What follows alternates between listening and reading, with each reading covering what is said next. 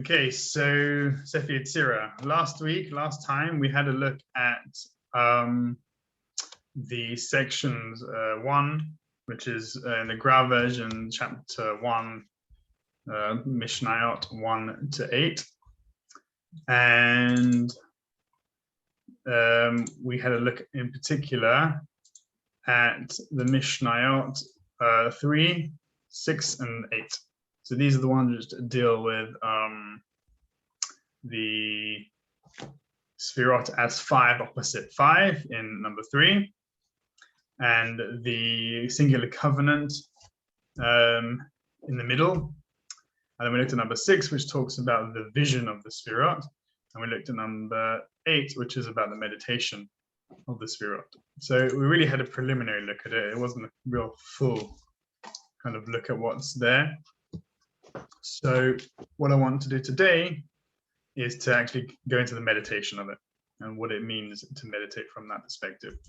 So we'll do this by looking in particular at Mishnah 6, and we'll analyze it, and then we'll do some practical meditation from it. Okay, so let me share screen.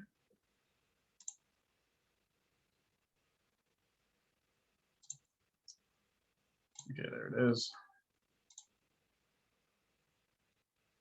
And here we are. Okay. So, like I said, we have Mishnah number 3 we looked at last week. Eser Sefirot Blima. Eser במספר 10 אצבעות 5 כנגד 5 וברית יחיד מכוון באמצע במילת הלשון ובמילת המאור. 10 Sefirot Blima. So they are ineffable, they are of nothingness in the number, the count of the 10 fingers, 5 opposite 5. So that's the 10 fingers of the 10 fingers and 10 toes.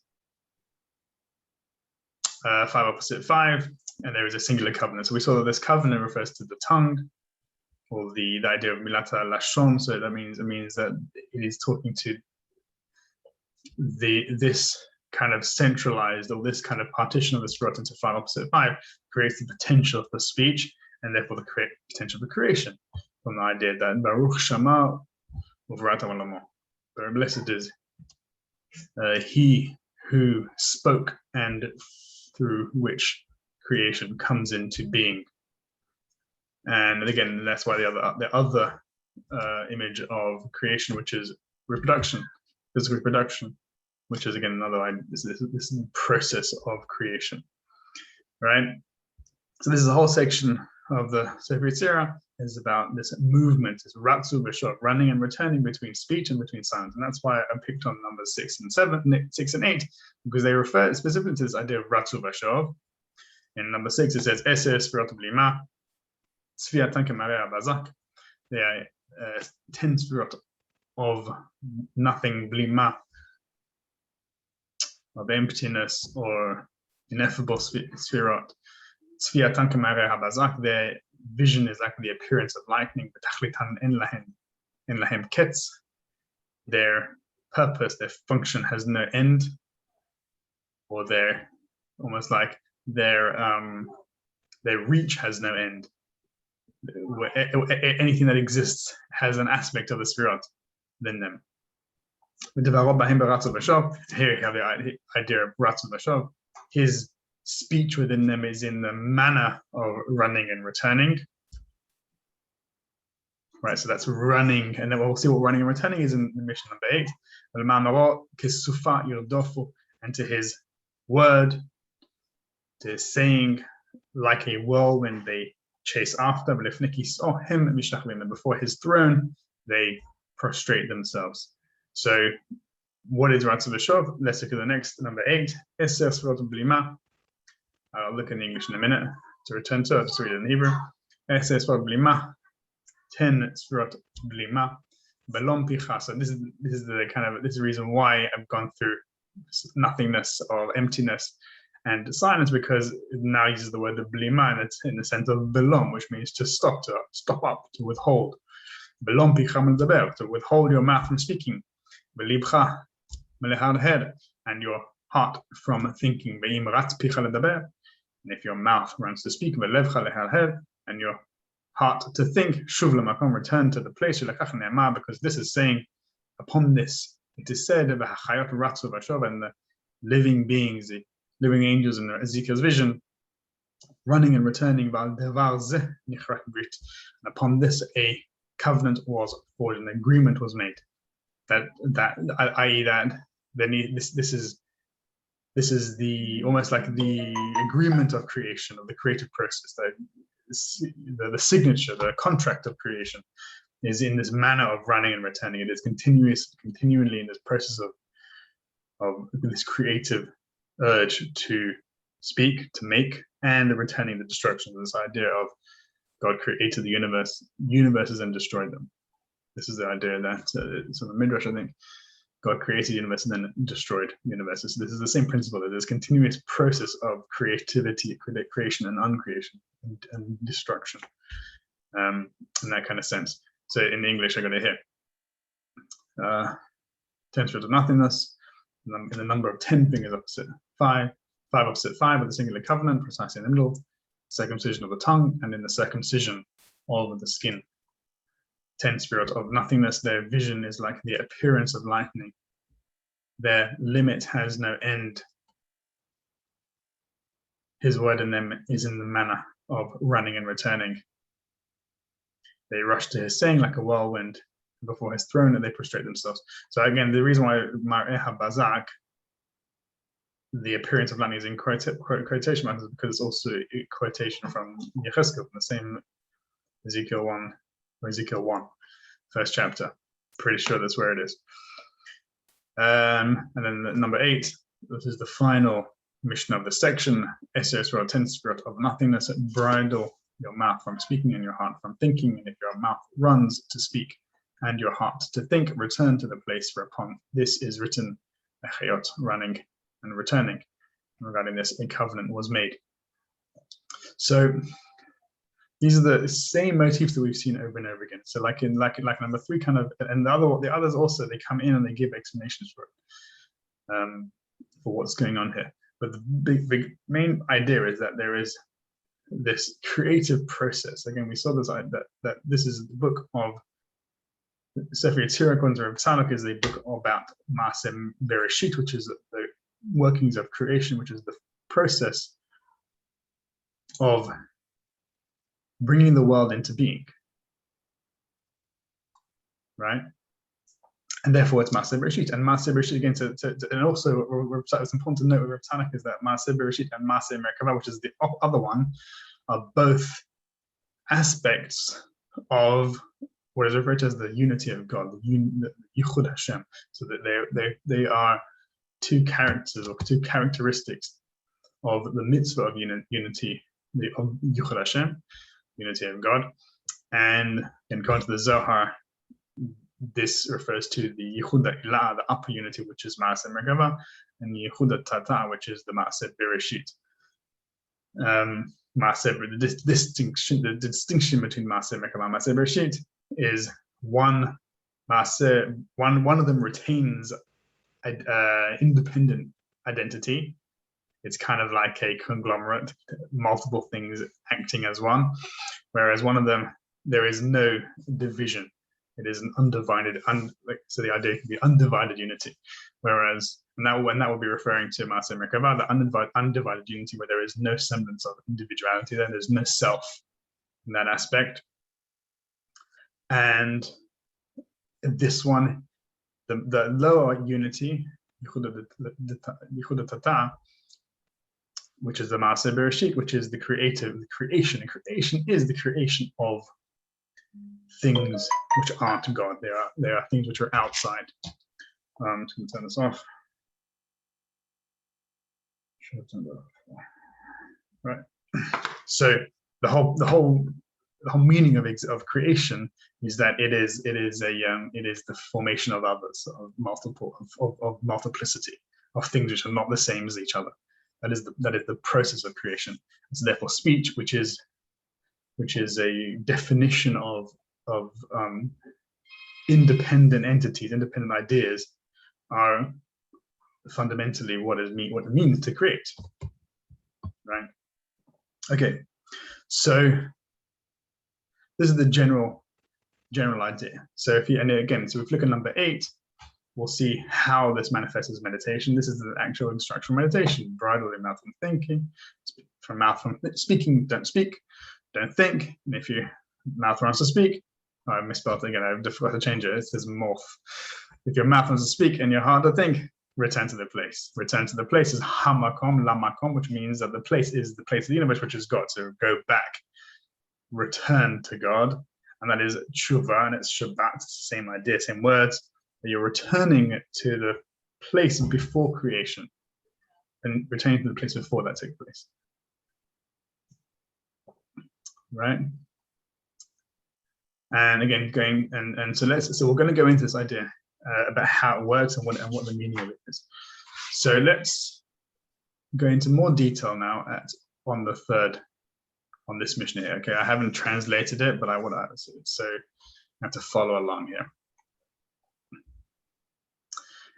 Okay, this is number 6. SS Sfirot Blima, Sfiatan Kemare Habazak, Betachlitan en Laim Ketz, Medevaro Bahin Baratz Beshor, Velema Marok, Sufhag Dofu, Lifnei Chisohem Sharvim. 10 Sfirot of nothingness. So I've separated it into 5 colors here, because it really takes on 5 ideas here. Sfiatan Kemare Habazak. The whole purpose of this section of the Yetzirah is to move you towards an experience of the Sefirot. So this is why this is Ma'aseh Merkavah, because Ma'aseh Merkavah is the act or the process which leads you towards a prophetic experience. And the prophetic experience is the experience of the Sefirot, of how the universe comes into being. So therefore, that's why it quotes Ezekiel's vision, because that is the Ma'aseh Merkavah. So, and when what Ezekiel saw was, if you look into the thing, or at some point possibly should look at it, he sees the Chayot HaKodesh that we saw earlier, in the previous, in number 8. He sees the Ofanim, the wheel angels which are below them. He sees the firmament, a rakia above the heads of the angels, of the Chayot. And then he sees a throne, and then he sees an image of like the appearance of a person on the throne. And that image of the person upon the throne is the image of the Sefirot, because that element corresponds to the world of Atzilut. So in the Kabbalah, there are 4 universes manifesting from the primordial, what is referred to as Adam Kadmon, the primordial being, which came from the Ein Sof, the infinite. And the first universe, the first real created entity is Atzilut. And Atzilut is the contents of Atzilut are the Sefirot. They correspond to this man upon the throne. The throne itself then corresponds to the Olam HaBriah, the one further down. Next one down, which is Briah. So there are multiple words for creation in Hebrew.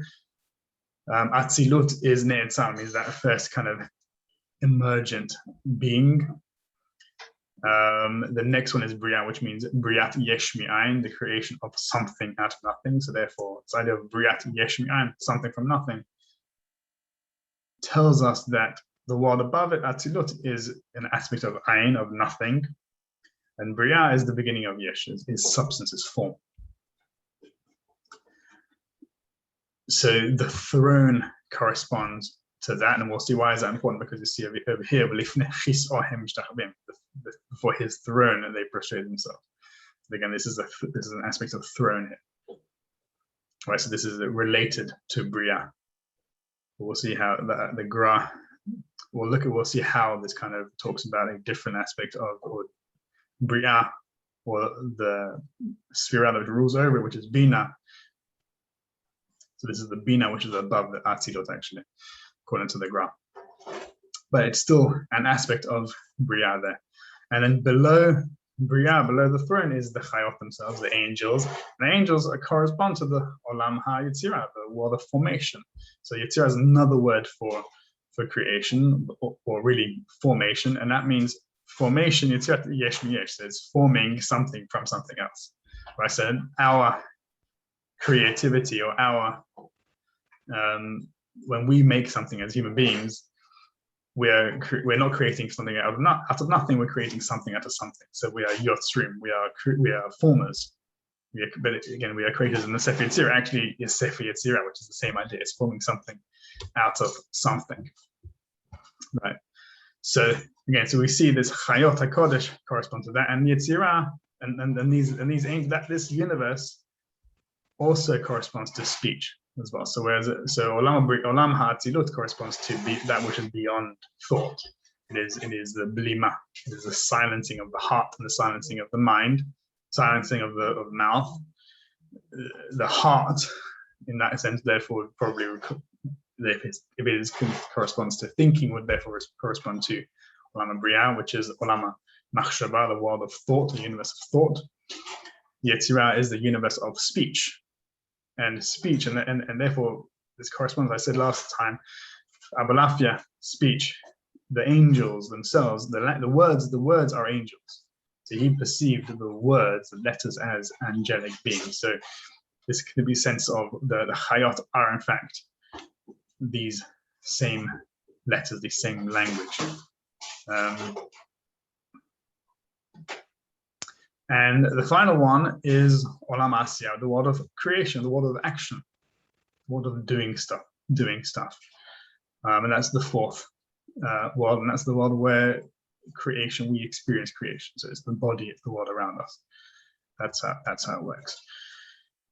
So when we look at this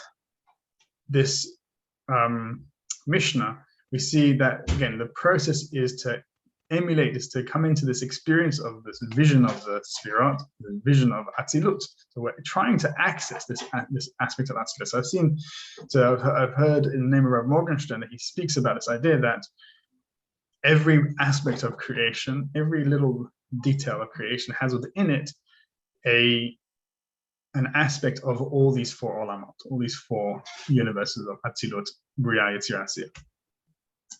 And so therefore, even you don't have to kind of go to this lofty idea of you're actually within Atzilut, you're Atzilut of Atzilut, but you're in Atziyah, in this physical universe. We can manifest, we can attain an aspect of Atzilut, and within you, then every one of us, we can attain an aspect of Atzilut, and that aspect of Atzilut is that place of blima, that place of where you stop thinking and where you stop speaking.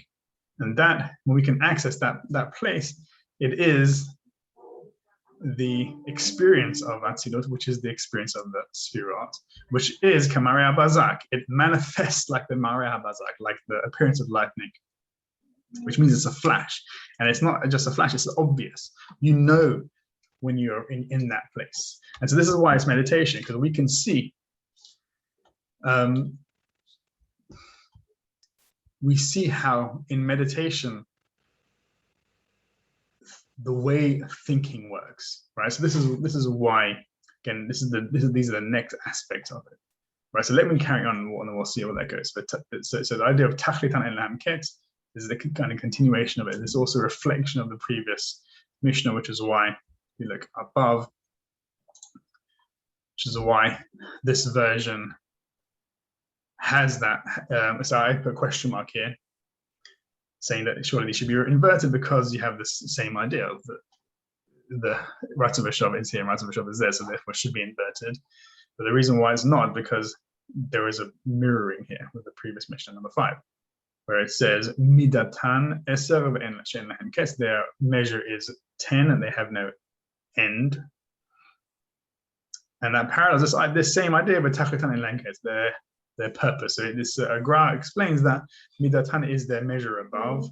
So it's kind of they are endless, they are infinite. In lahem ket, in lahem sof, they have no end. It's some idea of end sof. Whereas tachlitan en lahem ket is kind of looking down. Their ramifications are endless.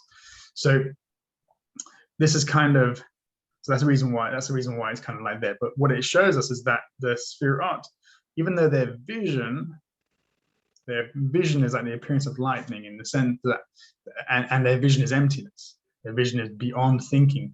Yet their function, their fingerprint, can be detected in everything else. So even though even though you don't have the experience of Atzilut,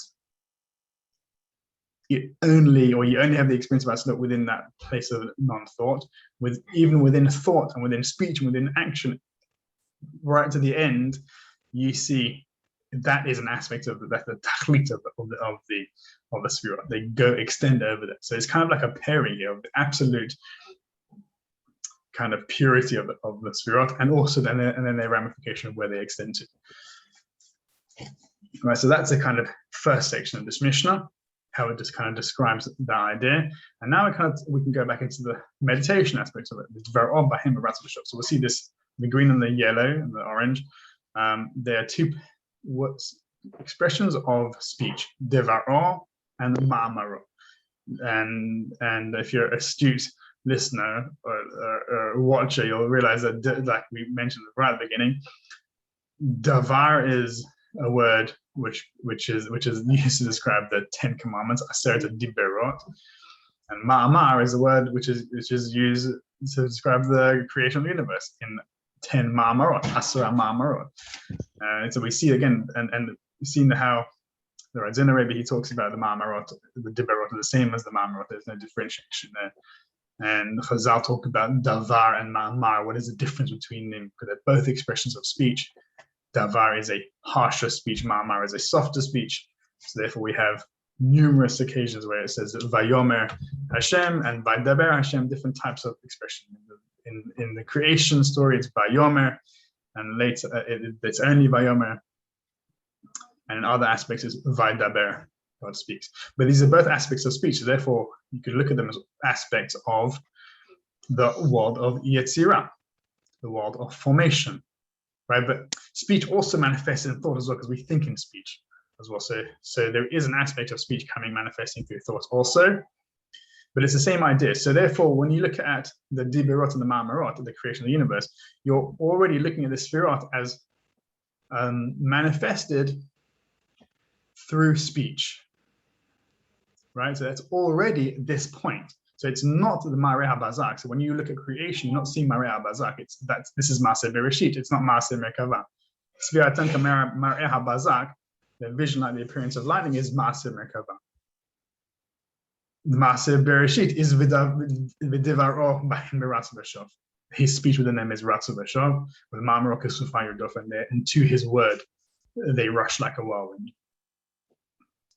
And again, if you look at that also, if you look at the Dibirot, so the Dibirot was supposed to be written on 2 tablets, received on 2 tablets, 5 opposite 5, exactly the same image we saw in the previous, in number 3, 5 opposite 5, and the Brit Yachid Mechovan Be'emsa, the singular covenant precisely in the middle. So we see how there is this parallel between the Sefer Yetzirah and the Ma'amad Har Sinai, giving of the 10 Commandments, which is 5 opposite 5, and that's where speech manifests in between those two. Speech manifests as this creative process. So the commandments that were received were this aspect of the Sefirot as after they have been gone through the process of being spoken. So therefore, those are still the Sefirot, right? Like I said, Tachatan En Lahem Ketz. Their end has no end. So they're still the Sefirot, but they're not the Mareh HaBazak, not Sfiatan, right? Because Sfiatan is in silence and it's in no thinking, right? So therefore, we can look at the Devarot Be'ohem Ratzu B'shov in a reflective sense. And we can see when you close your eyes and close your mouth, and you look inside, you'll see Devarot Be'ohem Ratzu B'shov is yourself. You are thinking. You see a thought manifesting within, a feeling. So not only is it's the Olam Yetzirah and speech is not just speech, it's breath, and it is also meaning. So the Sefer Yetzirah later on, we'll see section 2.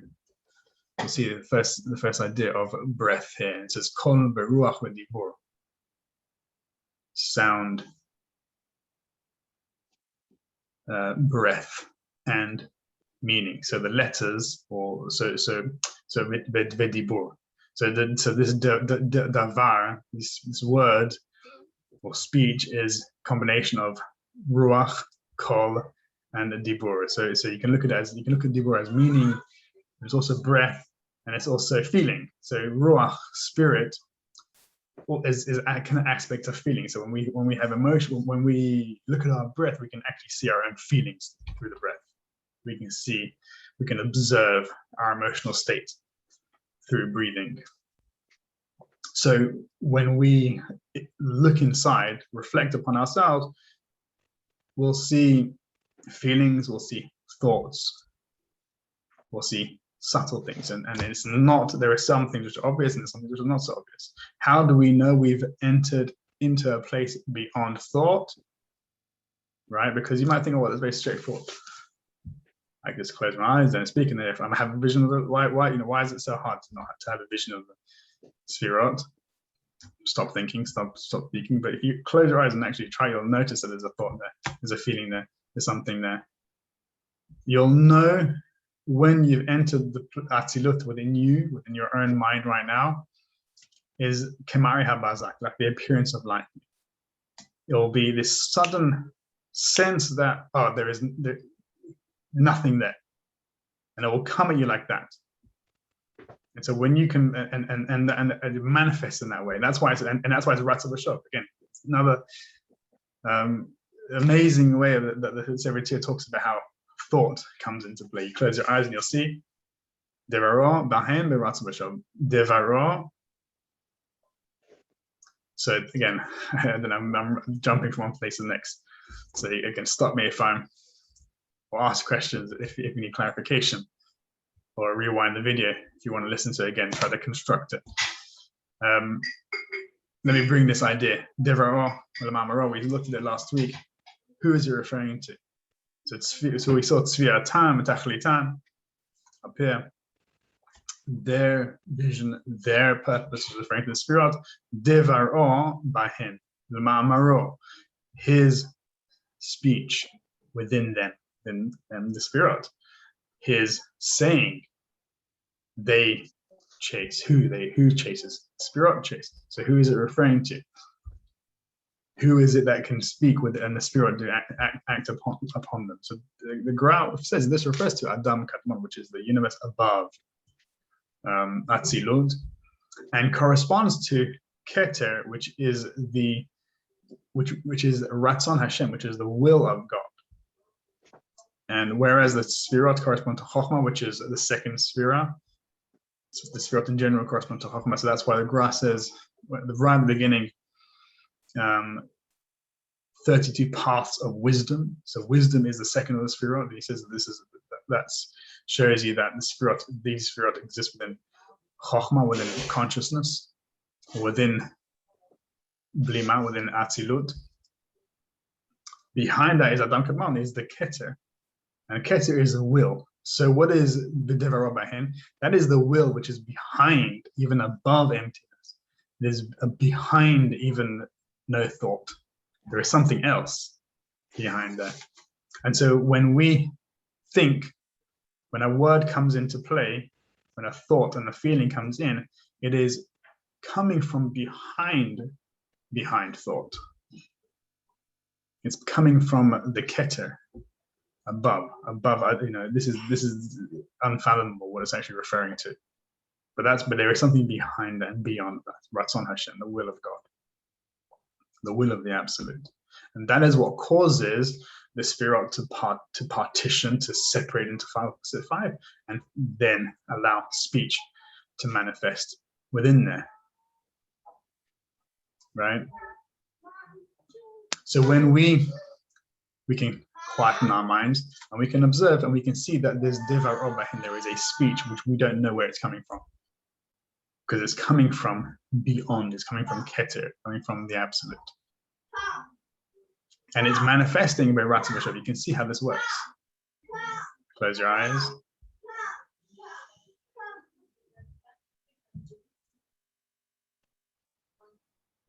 And see how thought arises. That is Ratzon. when your mouth runs to speak and your heart to think. And then it passes away, returns into Atzilut. So it comes in and out of that place according to the will of Adam Kadmon, which is the will of Ein Sof. So this is how thought works. That green, with his speech with the name is Ratz V'Shov, just like we saw in that Mishnah here. In Ratz Picha Daber, mouth runs to speak, heart to think, return to the place. It's running and returning. Thought and feelings are running and returning continuously, and that's how they're supposed to be. But this is the aspect of creation. When there is a ma'amar, the sphirot chase after it. So that's why when we have a feeling, a thought, an impulse, everything seems to chase after it. There is a ma'amar. Again, this is the will of God.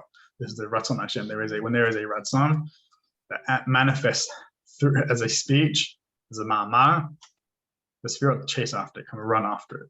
So they cease to be in the aspect, they cease to kind of exist in that space of blima, silence, and they now manifest as a space of ma'amar, of speech, and then ultimately of action also.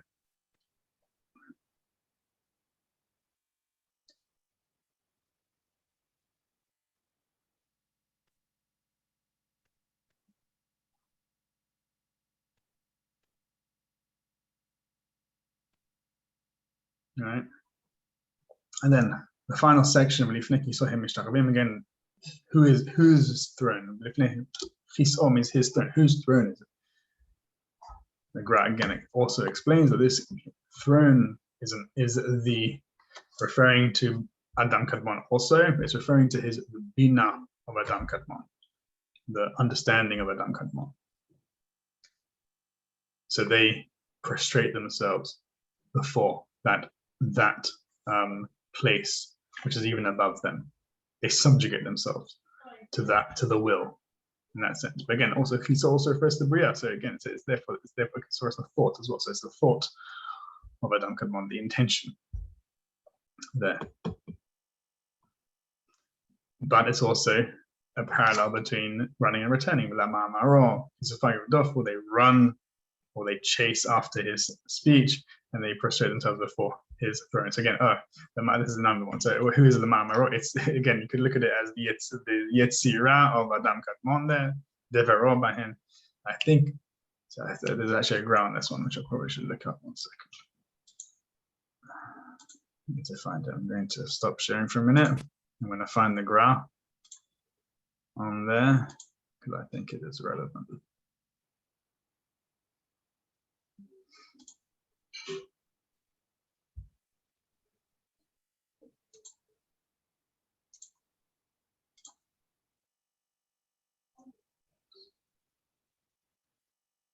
Okay, here we go. I'm going to reshare the screen again.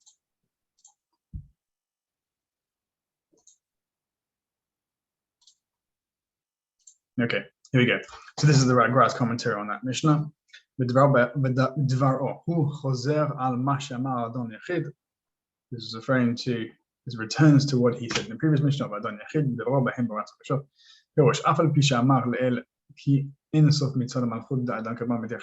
I'm not going to translate all these things. I've already kind of mentioned it in passing. But this is what I want to refer to. Davar, so we saw that Devar, it is the same Mishnah here.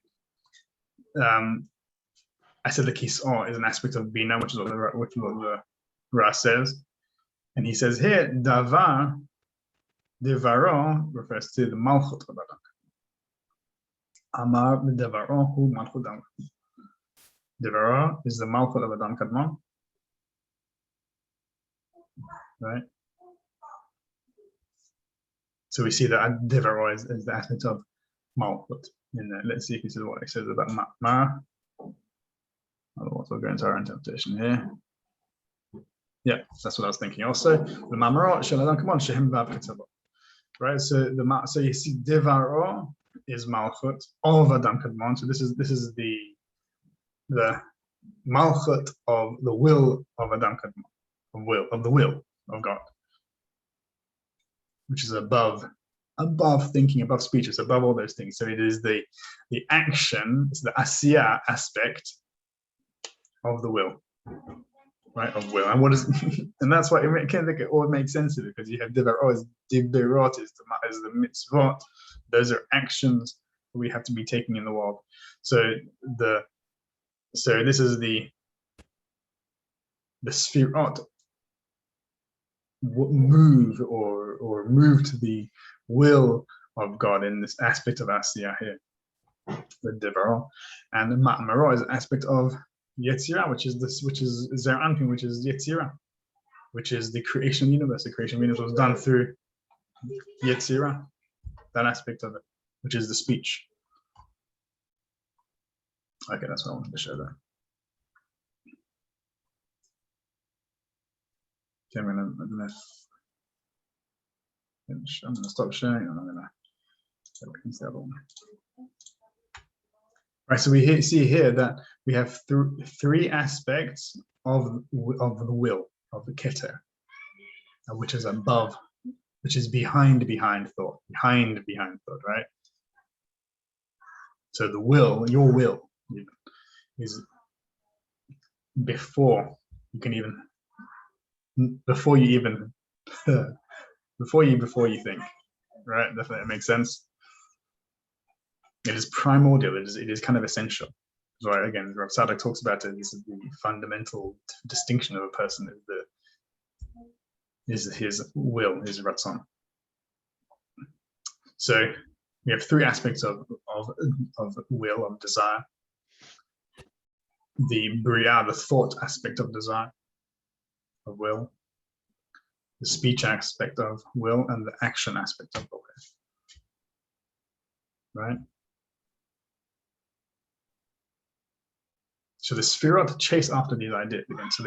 And then even though it is the speech within Adam Kadmon, which is within will, within behind thought, it precipitates a speech within the actual speech, right?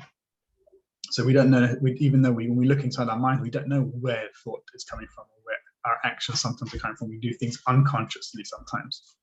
We speak unconsciously. Feelings just arise without our wanting them to do, without our consciously activating them, but because they're coming from a deeper sense, from a deepest will, from the will of God. And the sefirot come and chase after them. So the sefirot, so this is why it's important. This is why it's meditation. It's telling you what happens here. So it's kind of saying that we as meditators are seeking a sense of stillness and a sense of peacefulness. But we find our minds are corrupted or polluted with non-peacefulness, with thinking, with stuff. And that means that our aspect of Atzilut has been muddled all together with Buriah, with thought, with speech, with feelings, and with our actions. So we stop our actions, as the Sefer Yetzirah said, we stop speaking.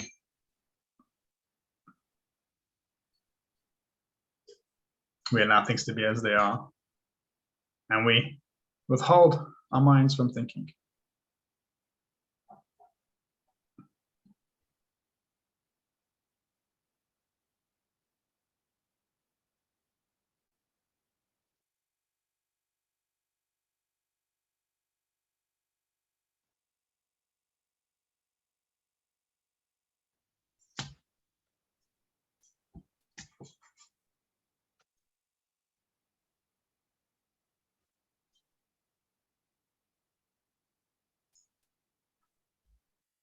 So what we're doing is we're actually allowing those four olamot, those four universes, as they exist in this moment within us, to separate out, to settle. We're letting action go where it is, speech go where it is, feelings go where it is, thought to go where it is, so that behind it all, because it's always there, the clear mind, the clear wisdom mind, which is Atzilut, which is Chokhmah, which is behind thinking, to manifest itself, to appear. So we have this appearance, and that appearance manifests as this Mari Habazak, the appearance of lightning, flash. There is no thinking at that point. There is no feeling of speaking. There is, or if there is a feeling, it is a feeling of awe. But even then, it's not there. There is just this a knowing, a wisdom, a mind of wisdom there. So this is how you know. This Mishnah tells you, how do I know if I'm having this experience of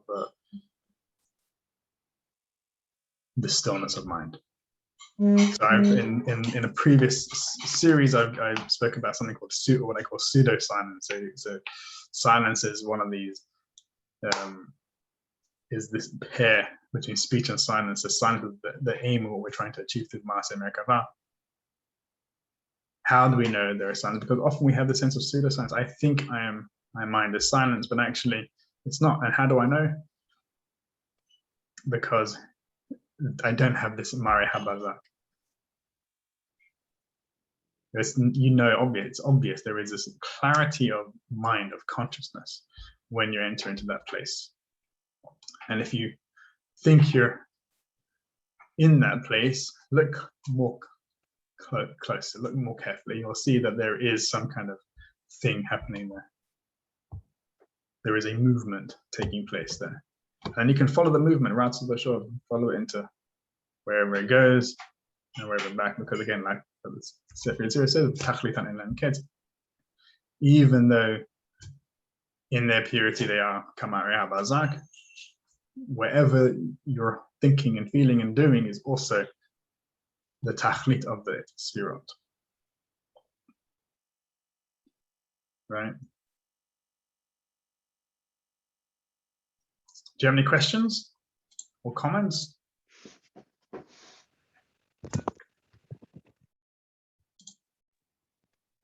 Hang on. No questions. Just compliments.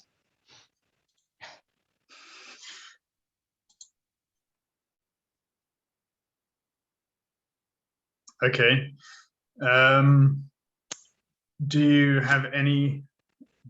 want to do some meditation? Should we meditate a bit? I can carry on and talk a little bit more about it from this book here, which is the I've got or the Ramchal. I've got that.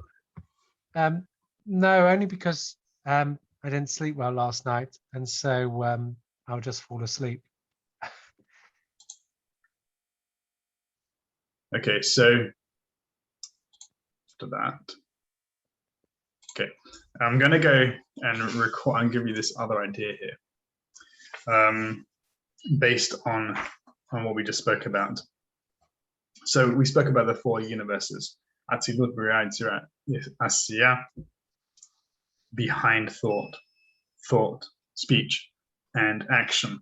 Now, these correspond to 5 levels of the soul, so including Adam Kadmonic corresponds to 5 levels of the soul. So what I didn't mention earlier, this will, our own will power, and that our kind of essential desire. That's why Yetzirah talks about it as chafetz, our essential desire, what it makes us unique. This level of the soul is called Yechidah. Yechidah means uniqueness. So Yechidati, David HaMelech in Tehillim, he talks about Yechidati. He says, Yechidati, my uniqueness is doing something. So my uniqueness is Yechidati. So that is the absolute, the kind of that point of the soul, which connects to the absolute, which connects to Adam Kadmon, which is the will of God. That's how it manifests, right? And that Yechidah is referred to is one of 2 lights which are called makifin, encircling lights. So I'm going to read for you here something from this Kabbalah Ilan. This is a translation by Rabbi Afilala here. It's pretty good translation, commentary. It's called the Kabbalah of the Aries, according to Ramchal. It's a really good, concise compilation summary of the Ari and Yetzirah. And over here he talks about the construction of a person. What is the construction of a person? he says here, Ze tikkun o shel partufo. The construction of a person is basically the form of the partuf, the being, the face. The partuf is the whole structure of the sfirot. And this partuf is comprised of ramach evarim v'shasach gidim, 248 limbs and 365 veins. And this is referred to as naran betocho. The naran. Naran is what is referred to as the or pnimi, the internal light. And naran is the 3 levels of the soul: nefesh, ruach, neshama. Nefesh corresponds to asiyah, to the body, to action. Ruach corresponds to, just like I said before, and ruach is speech, corresponds to Yetzirah. Ruach is spirit, means spirit. And neshama is the soul, which corresponds to thinking, bria. So this naran reside within that, and that's what we can consider us. 360. This idea of 248 limbs and 365 gidim, sinews, is the construction of a person, a human being, right? And whoever, if you know, and you should know, these 240 and 365 also corresponds to the mitzvot aseh, 248 mitzvot aseh, positive commandments, 365 negative commandments, and what doing there? Something has happened. And this is the mitzvot, right? And so if you look at this is why I find this really beautiful idea, because you see that how there is this correspondence. So we spoke about. Let me just share the screen here again, so that we're all on the same. No, we're talking about. So we spoke about the diberot, the 10 commandments. Now, if you look at the passages of the 10 commandments, the rabbis realize that there are, I think, 620 as either letters, 620 letters there in the narrative of the 10 commandments. There, 620 is the 613 commandment, which is 248 plus 365, plus the 7 mitzvot d'Rabbanan, the additional mitzvah which rabbis instituted, comprise of 620. So we see again clearly this. I said already, dibera corresponds to the physical being, and it's what it corresponds to that we saw the malchut, but it's also as speech, as ma'amar, as the parallel between the Razina said, the ma'amar is the dibera, same thing. So there is this unity between malchut and tiferet, between asiyah and Yetzirah. And so this is the construction of the Orpnimi, really. Orpnimi, Orpnimi also incorporates the thought and bria, but this aspect of Orpnimi, which begins with the creation of the universe and is the same concept as the 10 commandments. The Maaseh Bereshit that the Rebbe Tzadok says, he says Maaseh Bereshit in his book Sefer Zechronot, that this is the mitzvot themselves, that Maaseh Bereshit, Maaseh Merkava negates mitzvot, because it's beyond mitzvot, it's beyond this concept of it. But Maaseh Bereshit is the mitzvah because it retains the identity and individuality of each existent being, doesn't nullify it, because in order for something to be a mitzvah, there has to be in order to be commanded, you need a commander, somebody who commands and somebody who is commanded. So that's therefore you need an individual, 2 individuals for that to take place. So therefore, that's why we have this aspect of how it works here, and that's why the 600 the sfirot in this manner as a diberot and mamarot are 248 positive, 248 limbs, 248 positive mitzvot, 365 negative mitzvot, 365 sinews of the body, which is the naran, which is the orpnimi, nefesh, ruach, neshama, which is the internal life of the being. So they won't go into what's the neshama, which corresponds to the kis'ah. Here, this aspect of kis'ah, which is thought. So and that's the mother as well. That's considered the mother. I'm not going to go into that more detail. That's for another time. So let me carry on what it says here. So the Naran, the Nefesh or Neshama, is within him, this internal light, and then there is Chai and Makif. Chai is the acronym for Chaya and Yechida, which is the two encircling two parts of the soul which are outside of the body. They encircle him, they don't enter the body. So he says here, Yarad ha'or likanes b'tocho, the light descended to enter him. Chelek nichnas, part of it entered, b'chelek nishar b'chutz, and another part of it stayed outside. She'ena kli yachol hagbilo, because the light couldn't contain it. Makif lekelav, and it encircles that vessel, which is the 613. Makif lekol mashe tachtav, and it encircles everything around it. Okay, so those are the two sphere. Those that corresponds to Atzilot and Adam Kadmon. Chaya corresponds, and again, Chayot HaKodesh is again, it's all connected. Chaya is the living entity, living being, but that corresponds in this hierarchy as to corresponds to the first Or Makif, which is Atzilut, behind thinking. That's why it's outside of the body, because it is thinking occurs within the body. It's behind thinking or above thinking. And then Yechida, which is the essential will, that is even above that one. Now he explains the difference between these two lights. What is the difference between Atzilus and Adam Kadmon? He says, "U'ma shenichnas chozer v'yotze lechutz u'makif al kelav bilvad." So he says, okay, and then he carries on. Elo shnei makifim. These are the two encircling lights. Yashar v'chozer, linear and returning, or direct and returning. So he says this: these two encircling lights. One of them is called Or Yashar, direct light, and one is called Or Chozer, returning light. So why is it called Or Chozer? What do it mean, returning? So, or reflected light, actually. There's an analogy. There's an analogy you can look at it, which actually might be relevant here. So what is? Let me just describe what it means. Or Chozer is a light, like he says here, that enters into the body and then leaves the body. Enters into the vessel and leaves the vessel, which is the body. So it enters into thought and then leaves thought. This seems to be exactly the idea of Ratzav L'Shov and Mary Habazak. It enters into the body like a period of lightning, then it leaves immediately. And that is our experience of Chaya. Enters the body, you have a flash, oh, there is something there, I saw something. What was that? Then it leaves. And it leaves a rosham, it leaves a residue. Wherever light goes according to the Aries, wherever it was, it leaves a residue. There is a remnant of that light, which stays wherever it was, even if the light itself is no longer there. So the Or Chozer, this Chaya, when it enters into the clean and leaves, it leaves a residue there. So we can see, oh, we have this experience. Wow, what was that? That was the Sfiatan. That was the vision, the appearance of the Sfirot. That was Atzilut that you just experienced.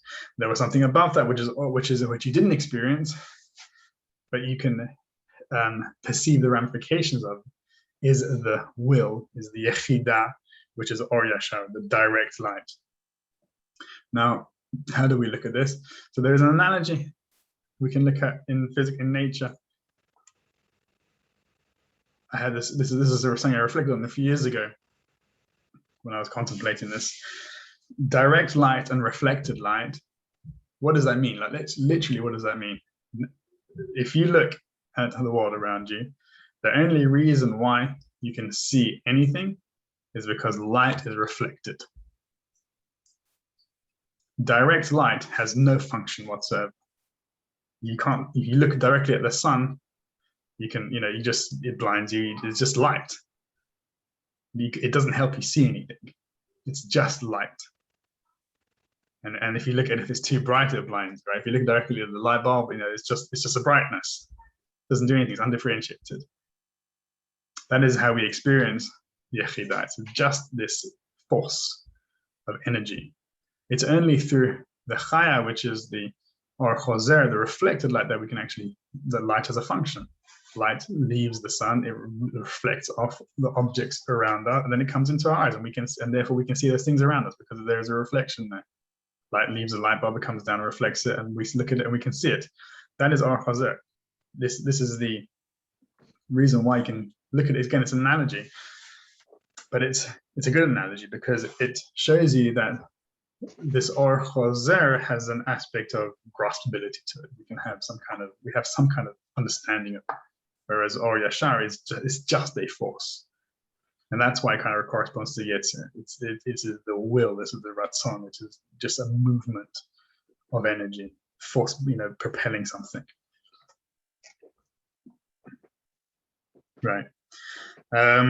So I think that's kind of the aspect of what I wanted to talk about. That was the extra thing I wanted to kind of mention, that these 4 levels of the universe, 5 universes that exist within us as our actions, our speech, and our thought, which manifest as the commandments, are the prohibitions and the mitzvot, the obligations. That is where they occur. They occur within those spheres of experience. They are inside the body. So, and they are essential as well. There's a mitzvah. There's essential things that we need to be doing. So thinking is not a bad thing. Speaking is not a bad thing. Doing something is not a bad thing, but they can be. And so therefore they have this aspect of differentiation, right? But when we must also experience those things which are above it. And that is the Maria Habazak, that is the Sviatana Vatzilut, which is behind thinking, behind thought. And that, again, that manifests as a Ratzav Shov, the returning light enters the body, leaves the body, and it leaves the residue there. We can see it, and we have this access to that thing. And then coming to the recognition also that there is something even behind it. Right? So this is, next week, Rezat Hashem will do some more in practice meditation based on this idea, kind of trying to perceive within ourselves that these elements of light or this soul and how they kind of manifest as action, speech, and feeling together, thought, and that which is beyond thought. Thank you. Okay. So I'm going to stop the recording and see you soon.